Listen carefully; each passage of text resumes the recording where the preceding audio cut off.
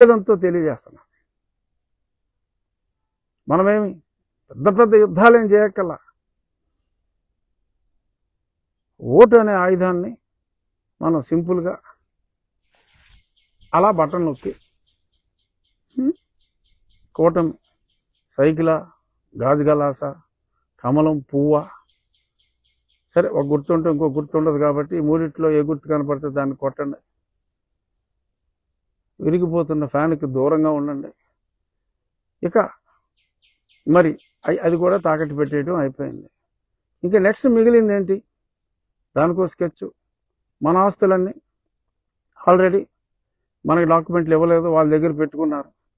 రేపు ఇలాగే ఇంకో పనికిమాలిన బ్యాంక్ కూడా వస్తాడు, ఈ కాగితాలు పెట్టేస్తాడు, అప్పులు ఆగేస్తాడు. ఏం చేస్తారు? ఇవాళ ఒక సోషల్ మీడియాలో చూసా, బలవంతంగా బ్యాంక్ కూడా వచ్చి మిమ్మల్ని కూడా తాకట్టెట్టేసాడురా మాకు అని ఒక కిడ్నీ లాగుతాడు. తర్వాత ఆ కిడ్నీలో రాళ్ళు ఎక్కువ ఉన్నాయి, ఈ కిడ్నీ సూట్ అవ్వదని చెప్పి ఆ రెండో కిడ్నీ లాగేయడానికి వస్తాడు. ఇది మనకు ప్యారడీగా అనిపించవచ్చు, కానీ సీట్ ఆఫ్ గవర్నెన్స్ సెక్రటేరియట్నే తాకట్టెట్టేసిన వాడికి నీ కిడ్నీలు ఇడ్లీల్లో అమ్మేయడని చెప్పి గ్యారంటీ ఏంటమ్మా? అమ్మేస్తారు. ఎత్తుకుపోయి విదేశీ మాఫియాకి అమ్మేసినా కూడా మనం ఆశ్చర్యపోవక్కర్లా. అంటే ఇదే కార్టూను నేను మొన్న చూసుంటే ఛీ ఇంత దారుణంగా వేస్తారేంటి అని అనుకుని ఉండేవాడిని. వాళ్ళ సెక్రటేరియట్ తాకట్టెట్టేశారని తెలిసిన తర్వాత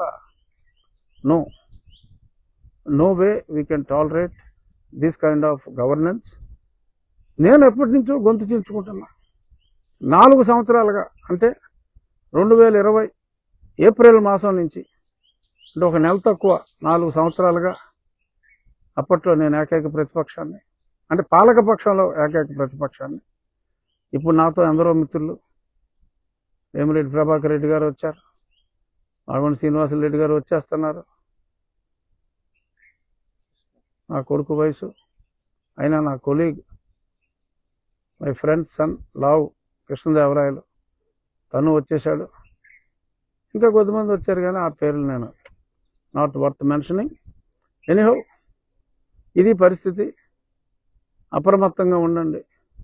ఇక ముగించే ముందు ఒక విషయం.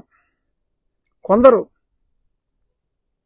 ఇప్పుడు మనం ఒక కులం అనే వ్యవస్థ మంచో చెడ్డో ఏర్పడిపోయింది.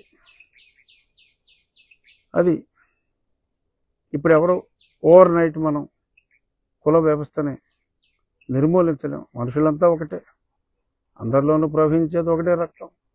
ఈ చిన్నప్పటి నుంచి మనం వింటున్నాం. ఎస్, బట్ ఎన్నిసార్లు చెప్పుకున్నా అది సత్యం. వృత్తుల ప్రకారం ఒకప్పుడు